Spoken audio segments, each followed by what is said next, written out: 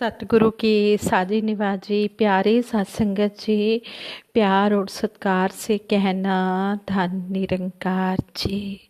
सत्संगत जी, सतगुरु माता जी हमें हर पल यही समझाते हैं कि God is love, love is God, कि प्यार ही परमात्मा है और परमात्मा ही प्यार है। कहते हैं कि प्रेम ही ईश्वर है। किसी ने उसे वशीकरण मंत्र तो किसी ने कुछ और बताया, लेकिन हमारे सतगुरु ने हमें समझाया है कि प्रेम सिर्फ प्रेम है, जिसे सिर्फ महसूस किया जा सकता है। प्रेम अमर है, यह ऐसी मेडिसिन है जिसकी कोई एक्सपायरी डेट नहीं होती है। इसलिए हम हर एक से प्यार करते चले जाएं। और आज के विचारों का टॉपिक है कि सफल परिवार सुख का आधार है। सत्संगत जी, ये दासी आप जी के चरणों में विचार रखने जा रही है। आप जी परवान करें, अगर कोई गलती हो जाए तो क्षमा करें। सत्संगत जी कहते हैं, परिवार वह है जहाँ रिश्तों के कुछ अर्थ होते हैं, जहाँ सम्मान, आनंद, प्रेम, नाराजगी, रूठना और मनाने का महत्व होता है। पहले समाज और गांव को भी परिवार का रूप माना जाता था। आज घर वाले भी परिवार के अंग नहीं बन पा रहे हैं। छोटा परिवार सुखी परिवार नहीं होता, बल्कि सफल परिवार सुखी परिवार होता है। परिवार में रिश्ते की इमारत प्रेम, त्याग, विश्वास, सौहार्द, सम्मान, समझदारी, मर्यादा और मीठे व्यवहार के पिलर्स पर खड़ी होती है। हमारे संबंधों के 3 मुख्य कारण हैं: उपयोगिता, भावना और कर्तव्य। परिवार, समाज, जीवन या आपस में संबंध जिस आधार पर टिके रहते हैं, उनका पहला सेतु है उपयोगिता। व्यक्ति हर उस वस्तु को संभाल कर रखना चाहता है जिसका जीवन में उपयोग हो। हर उस व्यक्ति के भी करीब जाना चाहता है जो उसके लिए उपयोगी हो, लाभकारी हो। जिसका कुछ उपयोग नहीं होता, व्यक्ति उसके साथ कभी जुड़ता ही नहीं। बेटा अगर 30-40 साल की आयु तक भी कुछ काम धंधा ना करे, कमाई के लिए मेहनत ना करे, तो वह माता पिता के लिए भार स्वरूप नहीं हो जाता। उपयोगिता से ही संबंधों में मजबूती आती है। भावना, जीवन का दूसरा सेतु है भावना। जब भावनाएं एक दूसरे के नज़दीक आती हैं, तब व्यक्ति का जुड़ाव होता है। यह ना समझें कि किसी दंपत्ति का जीवन इसलिए निभ रहा है कि उन्होंने अग्नि के सामने 7 फेरे लिए हैं। ये तो उसी पल टूट जाता है जब उनके संबंधों में भावनात्मक दूरियां स्थान बनाने लगती हैं। कोई अपने परिवार के साथ इसलिए नहीं रह रहा कि वे उसके माता पिता या संतान हैं, बल्कि वहाँ भावनाएं जुड़ी रहती हैं। इसी के चलते खून के रिश्ते टूट जाते हैं और इसी के चलते आपस में संबंध मजबूत हो जाते हैं। उपयोगिता और भावना के साथ तीसरा संबंध कर्तव्य का होता है। कर्तव्य वह जिम्मेवारी है जो हमें सबके साथ निभाना होता है। घर में रहने वाले बुजुर्ग माता पिता के प्रति हमारे कर्तव्य होते हैं, लेकिन इसके प्रतिफल में हम कुछ नहीं चाहते, केवल अपने कर्तव्य का निर्वाह करते हैं। उपयोगिता, भावना और कर्तव्य का जहाँ त्रिभुज होता है, वहीं परिवार का सही संचालन हो सकता है। हम परिवार किसे कहें? एक छत के नीचे रहने वाले 10-12 लोगों के ग्रुप को परिवार कहें? वास्तव में प्यार की नींव पर परिवार का निर्माण होता है। परिवार सहनशीलता और एक दूसरे के लिए त्याग व कर्तव्य निर्वाह से बनते हैं। जहां आपस में भावनात्मक संबंधों की आधारशिला होती है, वही परिवार बन जाता है। 3 भाई अलग अलग मकानों में रहते हों, लेकिन फिर भी भावनात्मक निकटता उन्हें समीप रखती है। वहाँ अगर एक ही मकान में रहते हुए 3-3 भावना से तीन तीन भाई भावना से नहीं जुड़े हुए हैं तो घर में ही उनकी दूरियां बन जाती हैं। जिन परिवारों में भावनात्मक दूरियां आने लगती हैं वहां परिवार की नींव कमजोर होनी शुरू हो जाती है। जैसे जैसे मानसिक दूरियां बनती हैं वैसे वैसे परिवार बिखरने लगता है। आखिर ऐसा क्यों हो जाता है कि एक माँ बाप के 4-5 बेटे अलग अलग हो जाते हैं। तेरा मेरा शुरू हो जाता है, कौन एक है, लेकिन बाहर से आदमी कितना बंट जाता है। उनके अहंकार आपस में टकराने लगते हैं। हमारे लिए तो वही घर स्वर्ग है जहाँ माँ बाप के रहते हुए उसकी सारी संतानें सुबह शाम एक साथ बैठकर भोजन करती हों।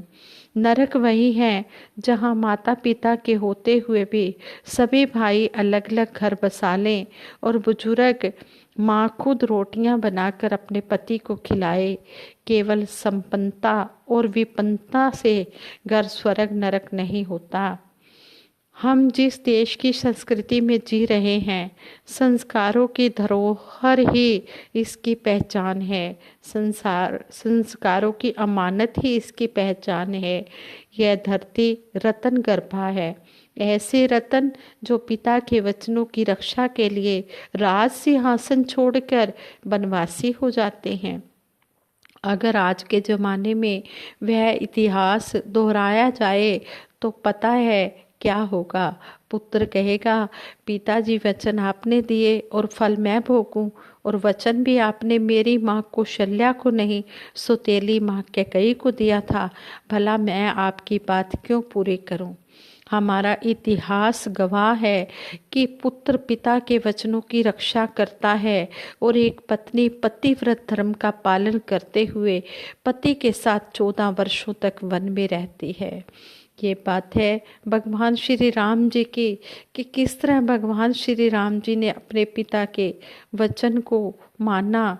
जब माता कैकेयी ने राजा दशरथ जी से 2 वर लिए कि पहला भगवान श्री राम जी को 14 वर्ष का वनवास और दूसरा वचन कि मेरे पुत्र भरत को राजगद्दी, तो जब भगवान राम जी को पता चला कि उन्हें 14 वर्ष का वनवास मिला है, उन्होंने किंतु परंतु नहीं किया। उसी समय अपने पिता की आज्ञा को, अपने पिता के वचन को सिरोधार्य करते हुए वन में चले गए और साथ में ही माता सीता पत्नी, उनकी पत्नी पतिव्रत धर्म का पालन करते हुए 14 वर्षों तक वन में रही। ये सभी को पता है। और किस तरह ये मर्यादा पुरुषोत्तम भगवान राम जी कहलाए और भाई लक्ष्मण जी साथ 14 वर्षों तक रहे और भरत के त्याग और प्यार का बलिदान आज भी दोहराया जा रहा है। और श्रवण कुमार को भी याद किया जा रहा है कि श्रवण कुमार अपने कंधों पर कावड़ ढोते हुए अंधे माता पिता को तीर्थ यात्राएं करवाता है, उन्हीं की सेवा में अपना पूरा जीवन समर्पित कर देता है। और आज के ज़माने में संपन्न पुत्र भी अपने माता पिता की इच्छाओं की अवहेलना अनेकों प्रकार के बहाने बनाकर कर देते हैं।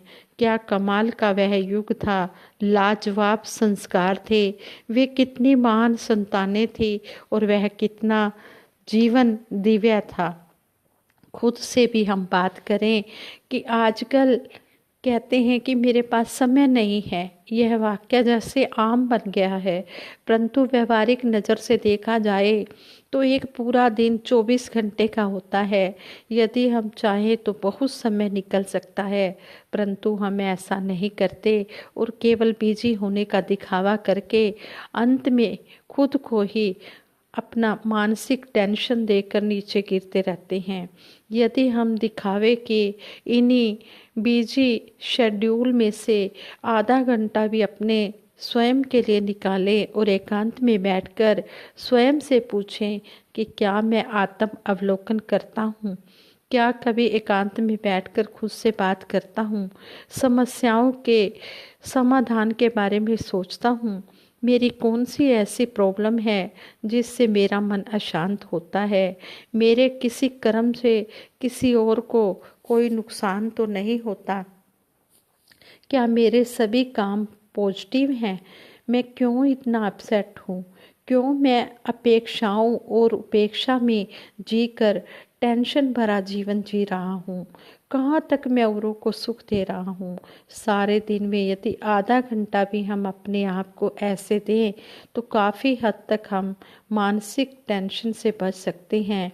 इतिहास इस बात का गवाह है कि कैसे कई बड़े बड़े ऋषि मुनियों वैज्ञानिकों ने अपने जीवन में जो मुकाम हासिल किया वह कई दिनों की एकांत साधना के द्वारा ही हासिल किया। और दुनिया की बातों से दूर होकर आधा घंटा एकांत में बैठने की आदत डालनी चाहिए। भगवान को याद करना चाहिए, ईश्वर का सिमरन करना चाहिए। यह सिमरन मन की खुराक है। सिमरन करने से ही ईश्वर में मन लगेगा और हम हर प्रकार की सर्व सिद्धि सर्व प्राप्तियाँ सहज में ही प्राप्त कर लेंगे। आध्यात्मिक साधना में एकांत का बड़ा महत्व है। एकांत में मानव अपने अंदर झांक कर श्रेष्ठता के स्रोत को फील कर सकता है, उसे जीवन में उतार सकता है। मनुष्य की आत्मा में जो अनेक मौलिक व दिव्य शक्तियाँ समाई हुई हैं, आज वह उनका उपयोग इसलिए नहीं कर पाता क्योंकि उसने अपने जीवन में एकांत में जाना या रहना सीखा ही नहीं है। संयोग से यदि वह कभी एकांत में बैठ भी जाता है तो अपने संस्कारवश वह संसार की दुखदायी घटनाओं का ही चिंतन करने लगता है, जो उसे टेंशन में ले जाकर डिप्रेशन का मरीज बना देती है। इसलिए हमें ज़रूरत है कि हम आध्यात्मिक साधना और पॉजिटिव सोच के द्वारा स्वयं के शांत स्वरूप व एकांत स्वरूप को जानने, पहचानने व अनुभव करने की उसके बाद ही हम सही मायनों में एकांतवास का लाभ उठा सकेंगे। जितना जितना हम सिमरन करते चले जाएंगे, सतगुरु की बात को मानते चले जाएंगे, उतना उतना ही हमारे जीवन में जो परेशानियां हैं, जो टेंशन है, उससे हम दूर होते चले जाएंगे। इसलिए हम इस परमपिता परमात्मा से हर पल जुड़े रहें, इसका एहसास बनाए रखें। हमें सतगुरु हर पल समझाते हैं कि हम सिमरन 24 घंटे कर सकते हैं। रात को सोते समय भी अगर हम सिमरन करके सोते हैं तो जब हमें नींद आ जाती है तो वो सिमरन जो है हमारा रात को भी वो सोए सोए भी काउंट हो जाता है। इसलिए सतगुरु ने हमें कहा है कि उठत बैठत हर बजो साधु संग प्रीत, नानक दुर्मत छूट गई पार ब्रह्म बस चीत। कि हम उठते बैठते सोते जागते चलते फिरते हम इसका एहसास बनाए रखें, निरंकार का सिमरन करते रहें। फिर जब हम इस पार ब्रह्म के साथ जुड़े रहेंगे, हर पल हम इसका ये मूल मंत्र जपते रहेंगे तो हमारे मन में कोई बुरे विचार आएंगे ही नहीं। कहते हैं कि जो सुख किते न मिलदा जी, सुख मिलदा गुरु दी शरणी। अगर कोई सोचे कि मुझे सुख पैसे से मिल जाएगा, नहीं, सुख का पैसे से कोई संबंध नहीं है। अगर होता तो जो जितना अधिक अमीर होता वह उतना ही अधिक सुखी होता। और जो ये संत महात्मा होते हैं, ये दुख की पराकाष्ठा, ये कहते हैं कि अमीर से अमीर आदमी भी अपने दुख का रोना रो रहा है, और जो संत महात्मा है ये चैन की नींद सो रहे हैं। धन से सुविधाएं मिल सकती हैं, सुख नहीं। सुविधाएं शरीर को सुख दे सकती हैं, मन को सुख नहीं दे सकती। सुख साधनों से नहीं, सुख भगवान का नाम जपने से मिलता है। इसलिए हम जितना भी हो सके हम सिमरन करें, सेवा करें, सत्संग करें। इससे मन को शांति मिलती है और हम दुनियावी टेंशनों से दूर हो जाते हैं। आओ दातार के चरणों में यही अरदास करें कि सच्चे पातशाह हमें सेवा सिमरन सत्संग के साथ जोड़ के रखना। भक्ति हमें सभी को ऐसे देना कि हम हर पल आप जी के एहसास में जीते हुए अपना ये लोक सुखी परलोक सुहेला। ਕਰ ਜਾਏ। ਬੋਲਾਂ ਦੇ ਨਕਸ਼ਿਆਂ ਤੇ ਅਮਲਾਂ ਦਾ ਰੰਗ ਭਰਦੇ, ਜੀਵਨ ਗੁਜ਼ਾਰਾਂ ਤੇਰੇ ਸੰਤਾਂ ਤੋਂ ਡਰਦੇ ਡਰਦੇ। हे सच्चे पातशाह, हे सतगुरु माता जी, हमें ऐसा जीवन गुजारे कि आप जी के संतों का भय भी हमारे मन में हर पल बना रहे। हम हर एक संत महात्मा का आदर सत्कार दिल से करते चले जाएं और जो भी आप जी की शिक्षाएं हैं इनको कर्म रूप में ढाल पाएं। यही आशीर्वाद दासी मांगती है। और ये विचार करते हुए बहुत सी गलतियां हुई होंगी, उन गलतियों के लिए भी दासी आप जी से क्षमा मांगती है और आपके सुखों की कामना करते हुए सतगुरु माता जी के चरणों में यही अरदास करती है कि सच्चे पातशाह सभी को अपने चरणों से जोड़ के रखना। सारे सुख दुनिया दे पा दो साड़ी झोली विच, फिर भी मिलाई रखना। संतां दी टोली विच साध संगत जी प्रेम से कहना, धन निरंकार जी।